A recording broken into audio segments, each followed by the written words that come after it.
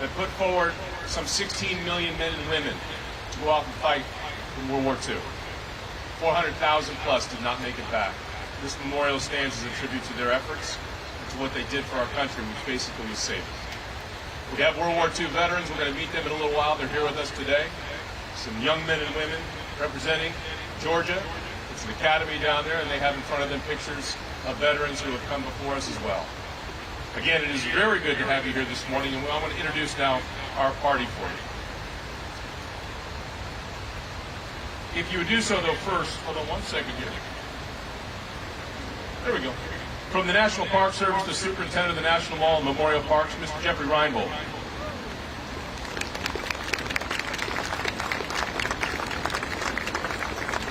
Chair of the Friends of the National World War II Memorial, Mr. Josiah Bunting III.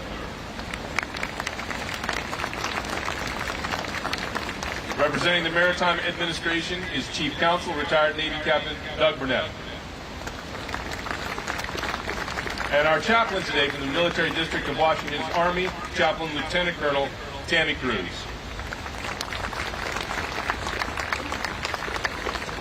And just so you know, Friends of the World War II Memorial are the ones who helped organize all of these events. We're going up to 75 years of an anniversary of World War II. They do such amazing work. And where is Holly? Can we get a big round of applause for Holly, who does everything around here?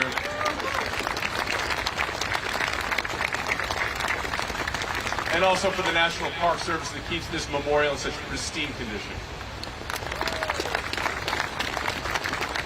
Now, ladies and gentlemen, if you do me a favor and please rise for the presentation of colors and the playing of the national anthem by the United States Navy Ceremonial Band, and also the Pledge of Allegiance led by George Military College Prep School Cadet Sergeant First Class Stella Glover. And then please remain standing after the Pledge of Allegiance as the colors depart, and we have the invocation by Chaplain Tammy Cruz.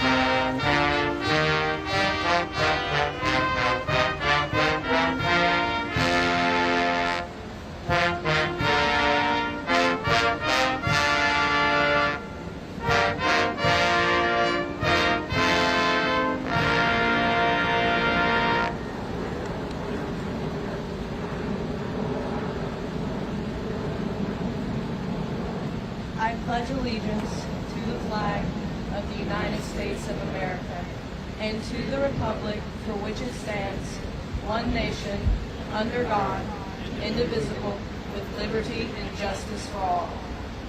Up, right shoulder, up. Up, color turn, up.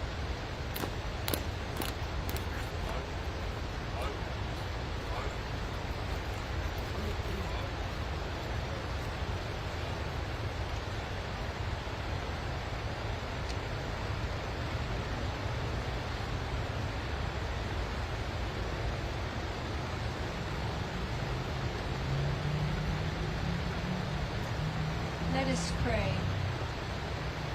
Today on this Veterans Day, we stand in the shadows of this great memorial, being reminded of the expansive extent of World War II's reach, both abroad and at home. Lord, here in our nation's capital, we are reminded of Washington and Lincoln, one the 18th century father and the other the 19th century preserver of our nation. And between them we honor those who took up the struggle for liberty and justice, freedom and peace in Europe. Our debt to the heroic men and women in the service of our country can never be repaid. They have earned our undying gratitude, and America will never forget their sacrifices. Today we honor those who had the privilege, responsibility, and burden to return. We thank you for lives spared when so many were taken. Help us to live worthily of the lives taken and the lives spared. Bless those who continue to serve in harm's way. Protect them and be their guide. Be with those in authority over us and grant wisdom in the decisions that affect us all. Grant us all peace of heart and soul as individuals and as a nation to live life in the full and to face the challenges of today and tomorrow. And so let us draw from the past to live in the present and to press forward to the future. Let freedom ring. Amen. Please be seated. Before I introduce our first speaker, I do want to draw your attention over to the cadets here on my right. The Georgia Military College Prep School holding posters with the images of nearly 100 of our fallen World War II veterans. I'm so impressed by these young men and women who traveled all the way from Milledgeville, Georgia, to be with us today. A special thanks to their teacher, Lieutenant Colonel Scott Seagraves, who took part in the Friends of the National World War II Memorial 2018 Teachers Conference, and as a part of that conference, his required community service project in working with the students to collect the names of all the World War II veterans from Milledgeville, Baldwin County, Georgia, in order to memorialize them in a plaza on their school campus using personalized paving bricks. Ladies and gentlemen, please, a round of applause for these young cadets.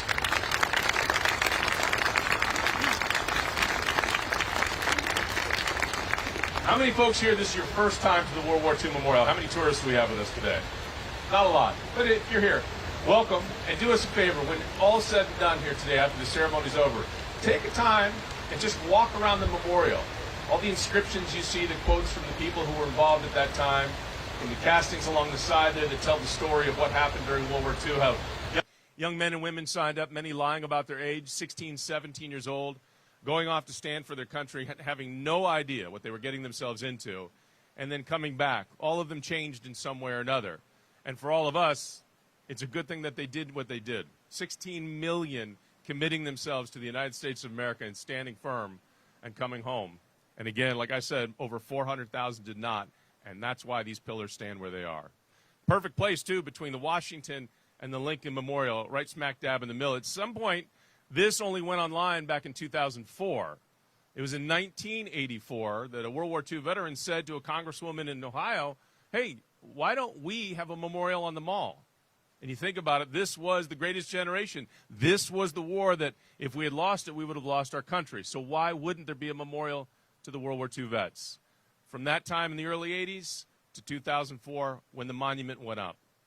And now we're losing so many World War II veterans. As the years go on, we continue to lose them. With us today are World War II veterans, and I implore you, when this ceremony is over, please come up, say hi, shake their hand. You can thank them for their service, but more importantly, ask them what they did. Ask them for their stories. This is real-life history in front of you. Forget the books. These are the folks who made history, so you might as well get it right from the horse's mouth. And I'll tell you this, they are as sharp as tacks. They remember every detail, what it smelled like, where they were. It's a great way to get living history right there at your fingertips. Friends of the National World War II Memorial Chairman, Mr. Josiah Bunting III, is a Rhodes Scholar, a Vietnam veteran, and the former superintendent of his alma mater, the Virginia Military Institute. He is also the grandson of one of our fallen from World War I. Mr. Bunting brings to us great knowledge and appreciation of our military and its veterans. Ladies and gentlemen, please a warm welcome for Mr. Josiah Bunting.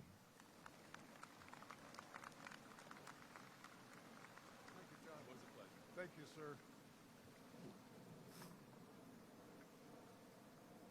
Oh, beautiful for heroes proved in liberating strife, who more than self our country loved, and mercy more than life.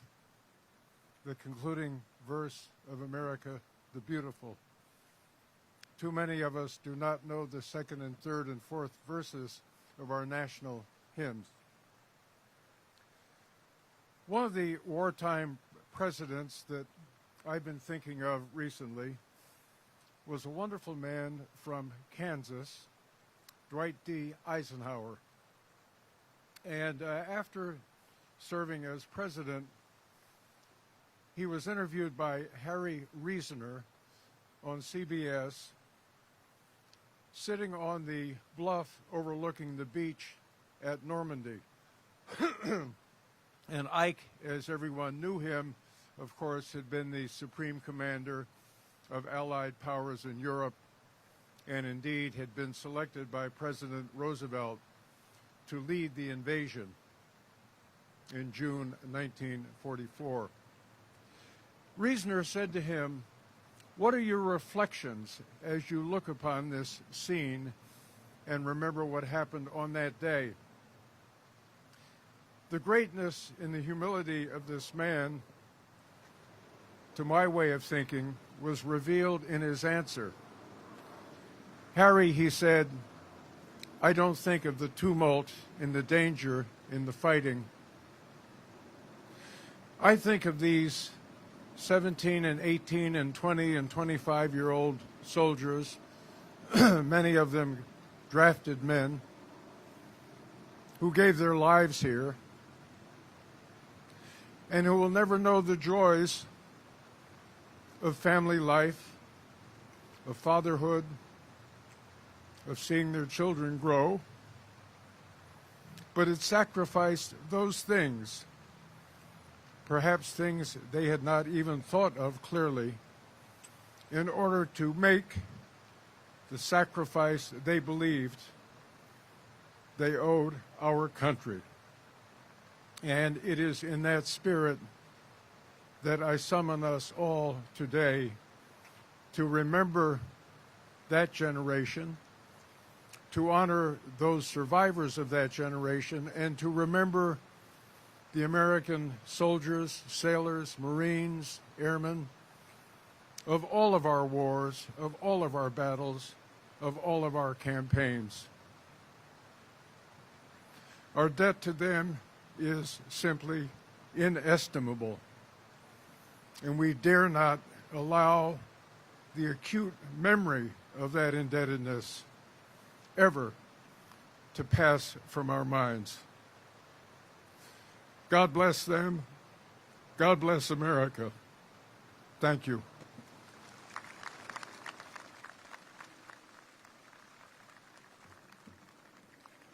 The Friends of the National World War II Memorial, proud to co-host today's ceremony with the National Park Service, the caretakers of this impressive memorial, and we gather here this morning. We're honored to have with us today the Superintendent of the National Mall and Memorial Parks, Mr. Jeffrey Reinbold.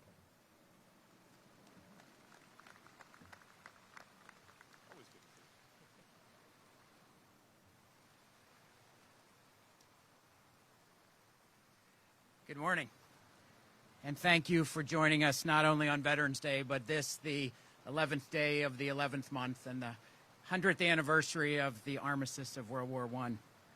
On behalf of the National Park Service, it is my pleasure to welcome all of you to the World War II Memorial on this Veterans Day, where we recognize those who served, those who fell, and revere the victory they achieved to restore freedom and end tyranny around the globe. I'd like to recognize the Friends of the National World War II Memorial, our partner in the care of this special place and co-sponsor for this morning's ceremony.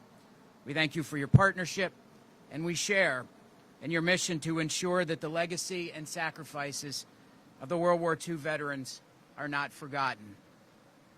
I also want to thank the National Park Service staff and our volunteers who interpret and maintain this magnificent memorial and educate the more than 4 million visitors that come here every year. And it's a privilege to welcome our musical contributors this morning, the U.S. Navy Ceremonial Band, and actress, singer, and Helen Hayes Award nominee, Mary Milben. And most importantly, to all of the members of our armed services and veterans who are here, thank you for your service. We are honored by your presence this morning. There is no tribute, no commemoration, no honor that can truly recognize the magnitude of your service and of your sacrifice. This memorial was conceived and built as a way to show our gratitude to the 16 million men and women who met and defeated one of the greatest threats the world has seen. This memorial also recognizes the countless millions on the home front who supported the war effort. It's because of the contributions to peace and freedom made by those who served in World War II that we enjoy the freedoms we have today. These words of President Harry S. Truman are engraved on the memorial behind me. Our debt to the heroic men and valiant women in the service of our country can never be repaid. They have earned our undying gratitude, and America will never forget their sacrifice. And therein lies the importance of this and our nation's other sacred memorials. Remembrance. These places are reminders of those heroic deeds of the men and women who fought and struggled and ultimately were victorious. They help us and the generations unborn to recognize that extraordinary things can come from people with otherwise ordinary lives, and help us to remember the monumental trials and sacrifices that have shaped our nation, our government, and our society. The National Park Service is proud to tell the heroic stories of the World War II veterans, and we are honored to be entrusted with the eternal care of this memorial to their memory. Thank you.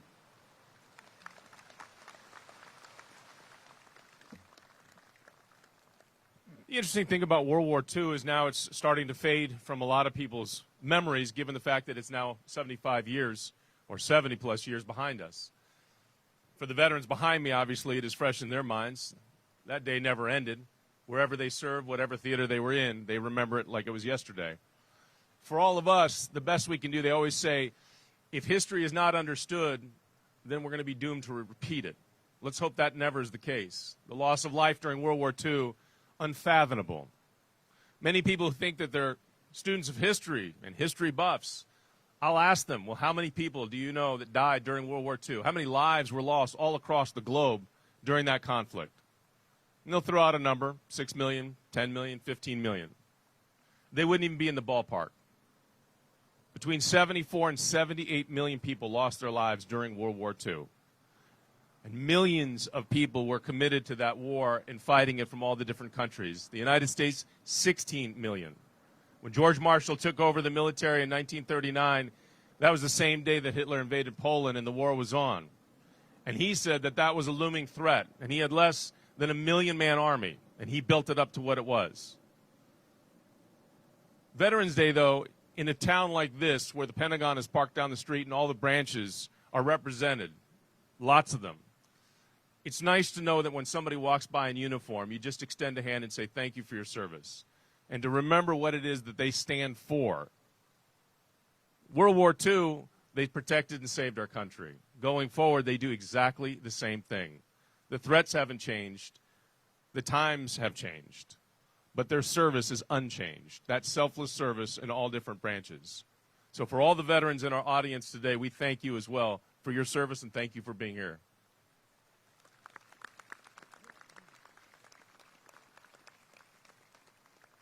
Now, the Friends of the National World War II Memorial is honored to join with the National Park Service for the special ceremonies that lead role in planning, staging, funding of these national commemorative events of this magnificent memorial.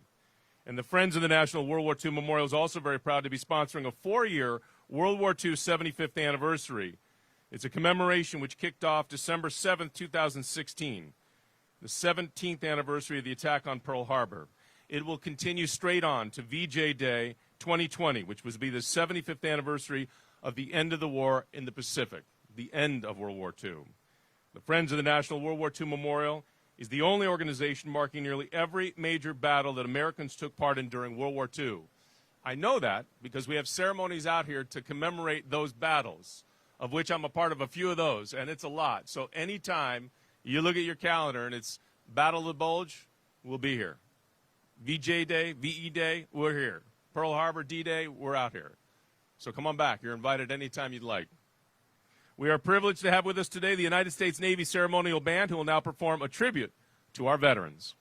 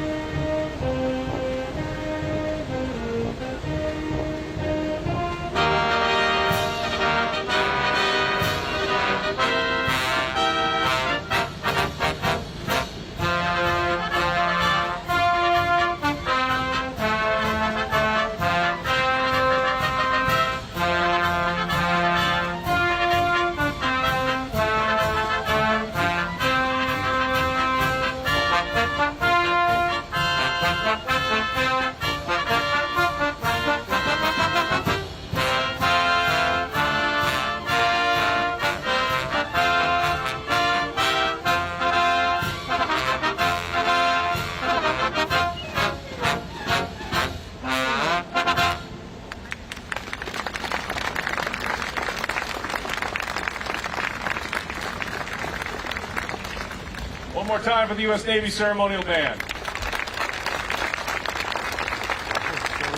You sound pretty good.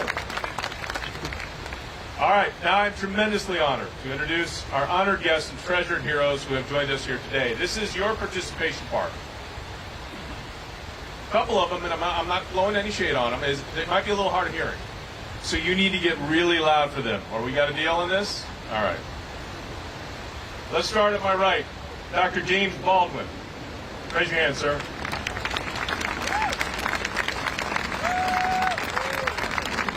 Not here? He's not here. I'll tell you his quick story, though. He served in the European Theater and Operations as a gunner, mortar platoon, HQ company, 784th Tank Battalion, Segregated Combat Tank Battalion, which participated in actions all along the river in Belgium. Sorry he couldn't be with us. Elizabeth Lewis.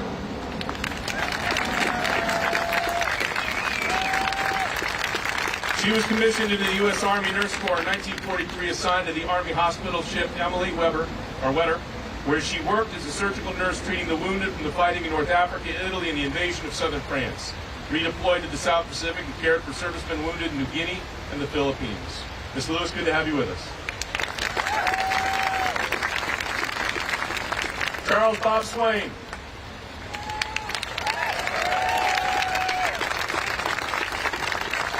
Attaboy. That's not a walking stick, by the way. That's a piece of lumber. He was drafted in the United States Army in 1944, serving with the 87th Infantry during both the Ardennes campaign and the Rhineland Campaign, taking part in the Battle of the Bulge and the Battle of the Koblenz, among other engagements. Mr. Swain, good to have you with us. Steve Bukovac.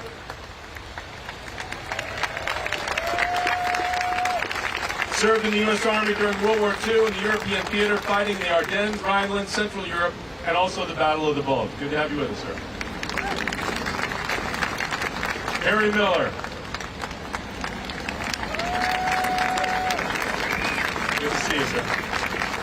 A veteran of World War II, Korea, and Vietnam, served in the U.S. Army during World War II, taking part in the Battle of the Bulge, also serving the Army in Korea with the Air Force during Vietnam. Mr. Miller, good to have you. Uriah Hughes. Trained with the U.S. Army's 24th Infantry Division during World War II. The war ended as he was heading to the Pacific. He continued to serve as a part of the occupation force in Japan after the war, where he was the jeep driver for General James Lester. Good to have you with us, sir. Colonel Frederick Clinton. He entered the Army in 1943 at the age of 16. So basically, you lied about your age is what you're telling us. Served in combat, and now he's only 42. He's still lying about his age. He served in combat in France and Germany in the 63rd Infantry Division. He remained in the Army and served in Korea and also in Vietnam. Good to have you with us, sir. Ewing Miller. Mr. Miller served in the U.S. Army Air Force from 1942 to 45 as a B-24 heavy bomber pilot, assigned to the 15th Air Force, flying over 20 missions before his plane was shot down, and he was the only survivor. Spent the rest of the war as a prisoner of war. Ladies and gentlemen, Mr. Miller. Mr. Kenneth Oakes. Mr. Kenneth Oakes enlisted in the Navy at the age of 17 in 1944. Assigned to the USS Ticonderoga as a 20-millimeter gunner, third class. After the war, he joined the Navy Reserves and then the Army Reserves. Mr. Oakes, good to have you with us.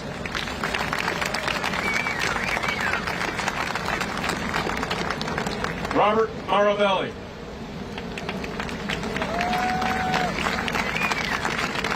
He joined the Navy at 17. He served as a torpedo man assigned to a PT boat in the South Pacific. Served in New Guinea, the Solomon Islands, Dutch East Indies, and the Southern Philippines. He survived not one sinking of a PT boat that he served on, but 2 PT boats that he served on.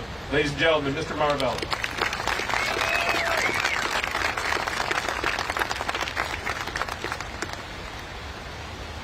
That's where I guess third time is not a charm. It's just, you're good with just 2 boats being sunk. Dr. Jack Goldstein, sir. Enlisted in the Army in 1942 and joined the B-17 crew as a race gunner. Flew 25 combat missions as Staff Sergeant over Germany as a part of the 8th Air Force. Dr. Jack Goldstein. Lou Perone.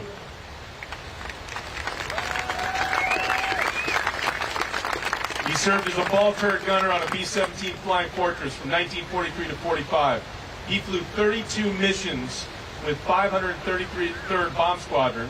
He's the only living member of the 10-man bomber crew who flew missions over Germany during World War II as a part of the 8th Air Force. Lou Perone.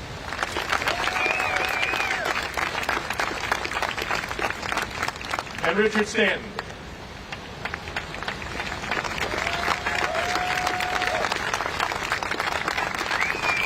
Served in the 104th Infantry Division under Major General Terry de la Mesa Allen Sr. during World War II. Ladies and gentlemen, Richard Stanton.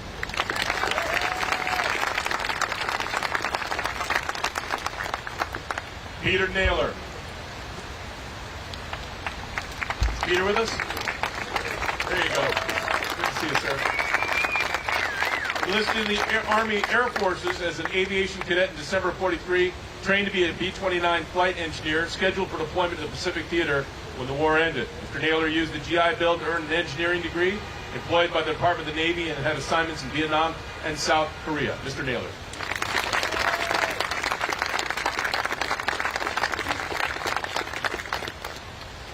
Ira Rieger. Served in the Naval Construction Battalions, usually referred to as the Seabees in the Pacific Theater, including the Battle of Guam, the Battle of Peleliu, and the Battle of Iwo Jima. Ira Rieger. Nice to see you.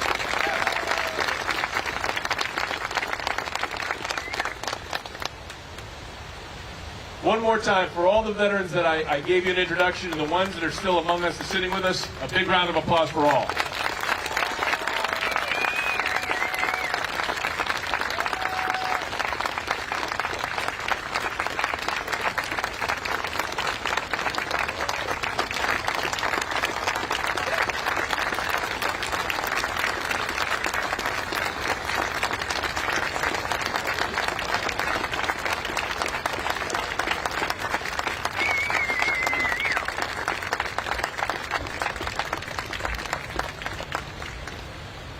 Thank you just doesn't get it done. We owe you a debt we could never repay. I'm pleased to welcome back to the podium now actress, singer Helen Hayes, and award nominee and recording artist Mary Milvan. Mary is an advocate for the America's veterans and a spouse U.S. Navy veteran. Wanted to be here today to perform for you in tribute to the 16 million men and women who served in the U.S. Armed Forces during World War II. Give them a warm welcome, please.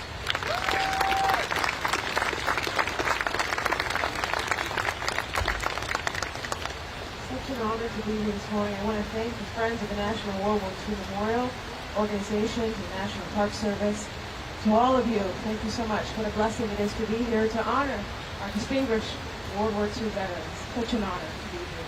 This song is dedicated to you.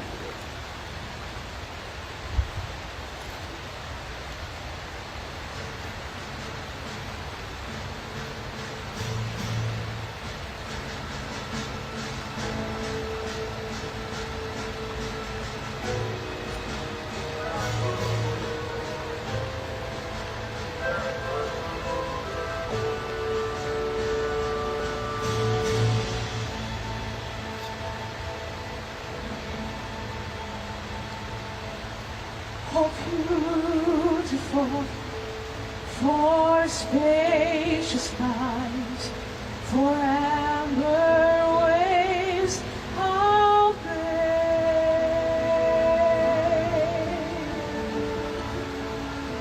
for purple mountains, majesty above the fruited plain.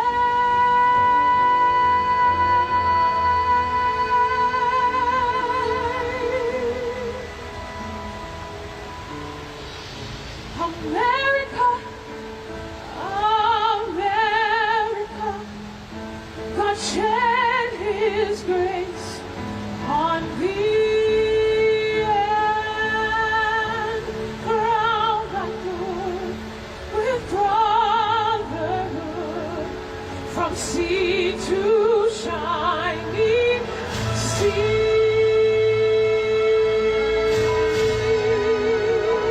You all know this one. God bless America.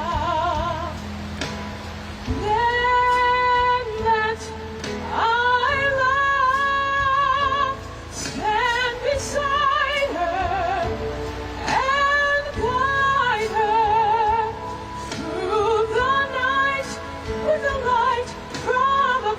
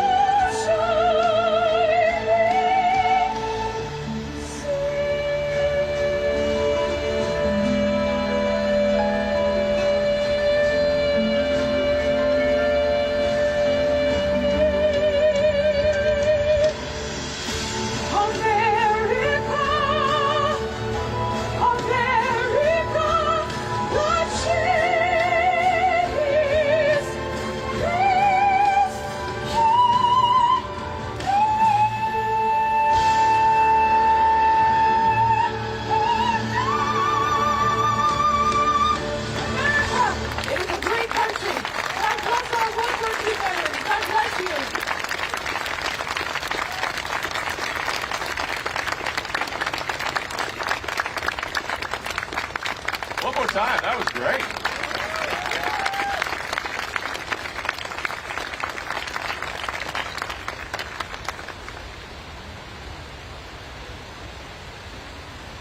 So, ladies and gentlemen, we're going to now lay the wreaths, and that will conclude the service once the wreaths are laid and the playing of taps. Thank you very much for coming out. If you've not spent much time at this memorial, a couple things to take note. Behind me are 4,048 stars, gold stars hanging up. Each star representing 100 Americans that did not make it back from World War II. Each star, 100. And on two places, and I'm not going to tell you where because it's going to require you to kind of go on a search. Kilroy was a character during World War II where it was just a couple of fingers and a head sticking over the fence looking over. The service people in World War II, men and women, they got a kick out of this thing. But a lot of the guys would leave that places where they'd marched through a hamlet. They'd leave that up there for them to remember that we were there, the Americans. It's just kind of a gag. They couldn't figure out what the heck this was. But it kind of lifted the spirits of the American soldiers, the Marines, the Navy, the Air Force, Coasties. So, two places on this memorial you will find Kilroy is here. Good luck finding it.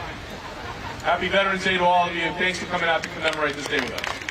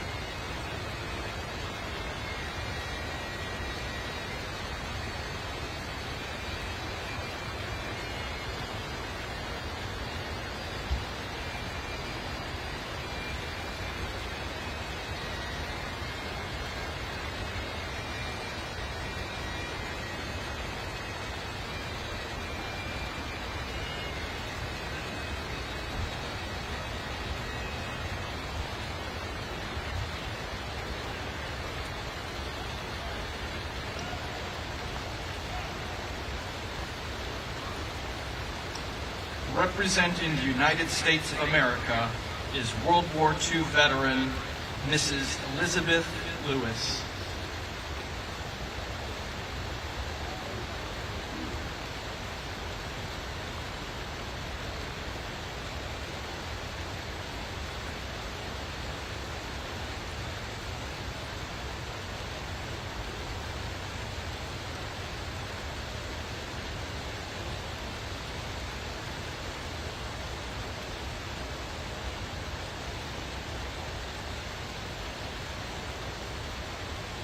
Representing the National Park Service is Superintendent of the National Mall and Memorial Parks, Mr. Jeff Reinbold.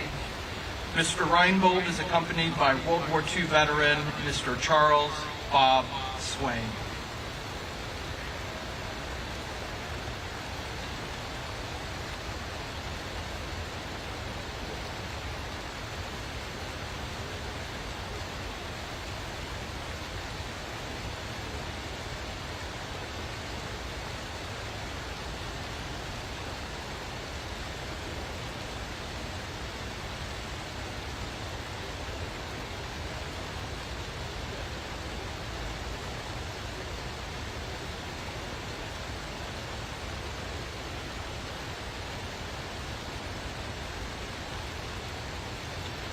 Representing the Friends of the National World War II Memorial is Chairman Josiah Bunting III.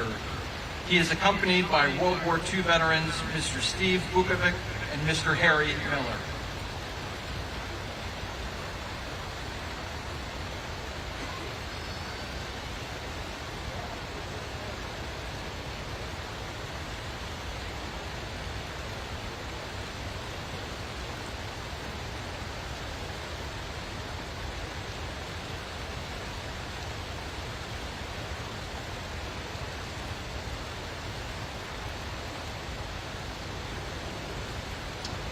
Representing the United States Army are Chaplain Lieutenant Colonel Tammy Wolf and World War II veteran Mr. Urias Hughes.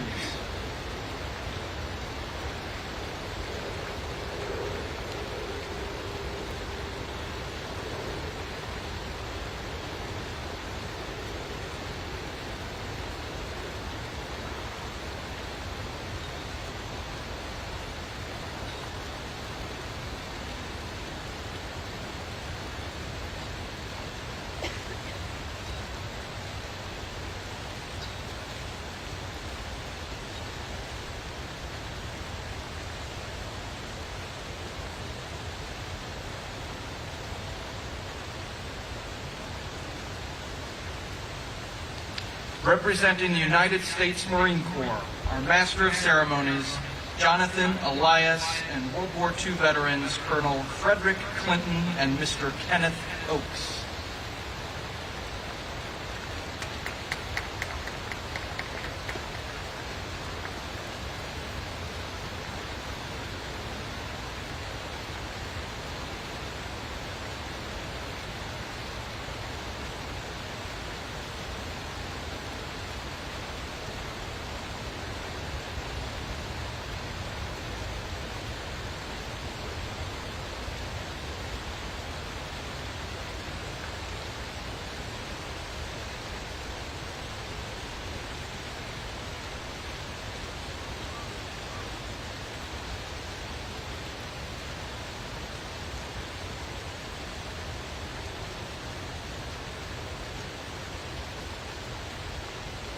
Representing the United States Navy are retired Rear Admiral Earl Gray and World War II veterans Mr. Ewing Miller and Mr. Robert Maravelli.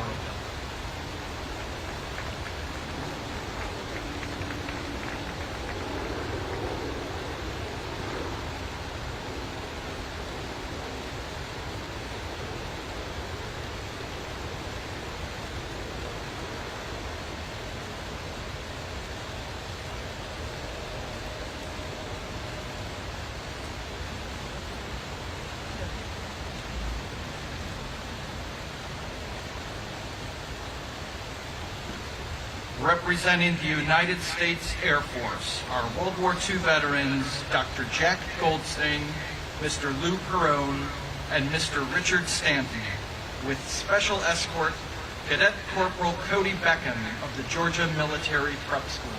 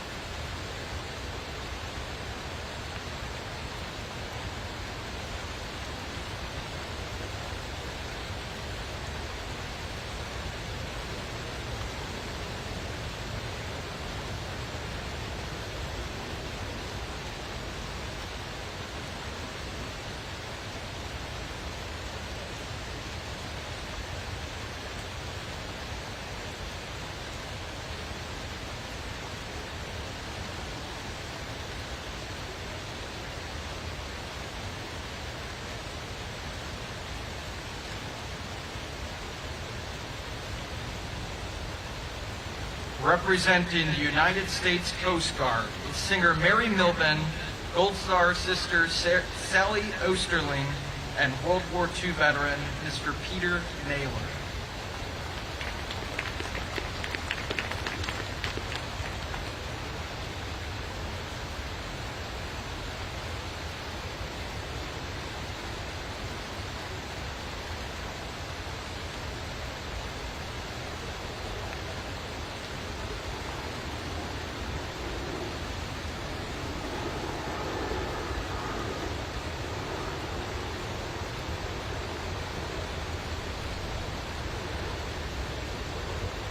Representing the United States Merchant Marine is Maritime Administration Chief Counsel, retired Navy Captain Doug Bennett, whose father served as a Navy carrier fighter pilot during World War II.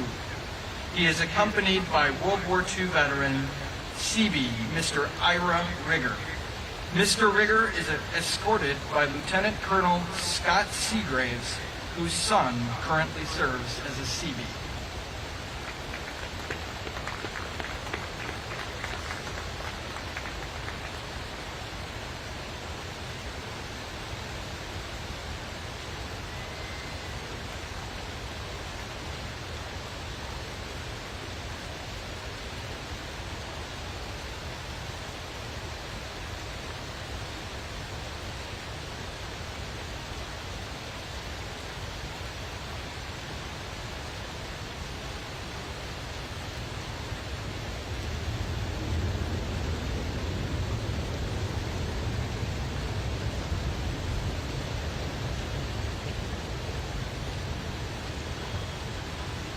Representing the American Gold Star Mothers is First Vice President Cindy Tatum.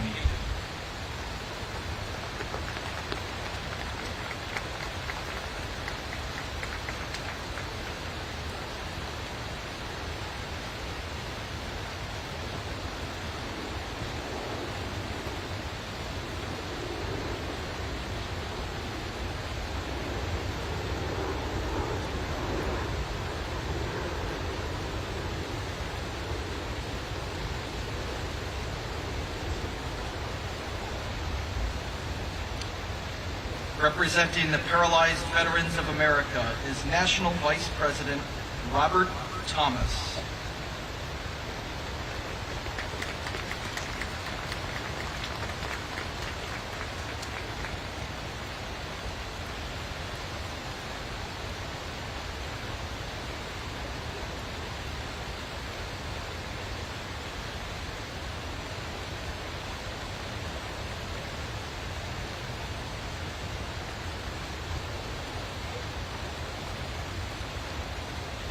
Representing the 1st Cavalry Division Association are Mel Gunderson, Ed Times, and Alan Norris.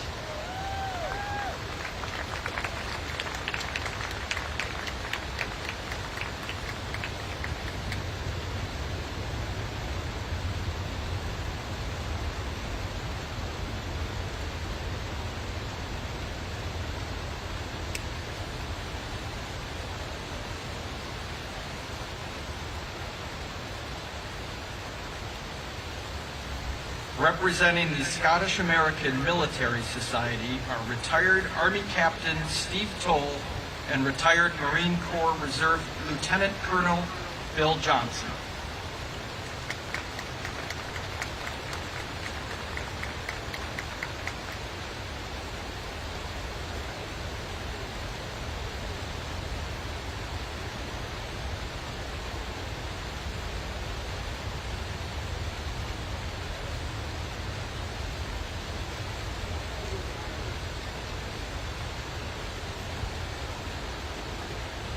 Representing AMVETS is Charisha Jackson, Chief Medical Officer.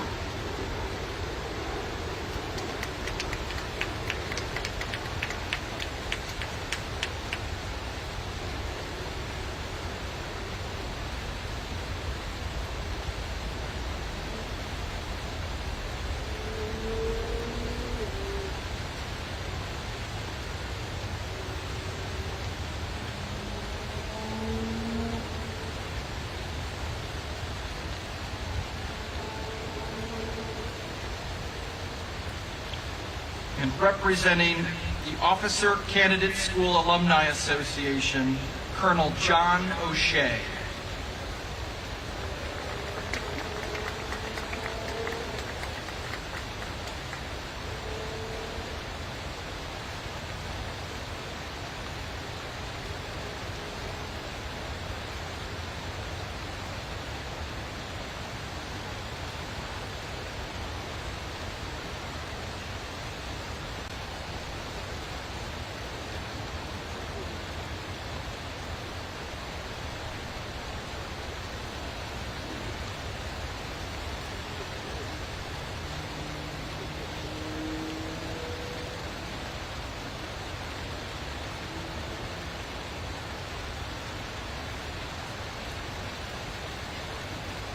Now, ladies and gentlemen, we ask that you please rise for the playing of taps.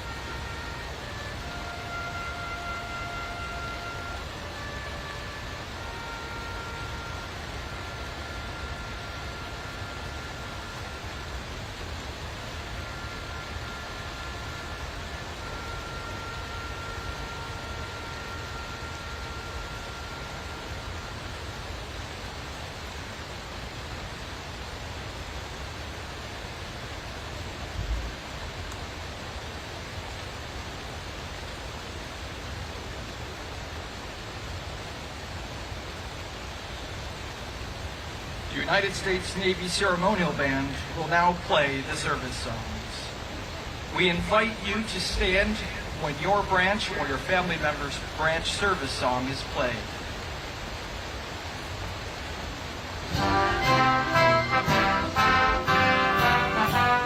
United States Merchant Marine.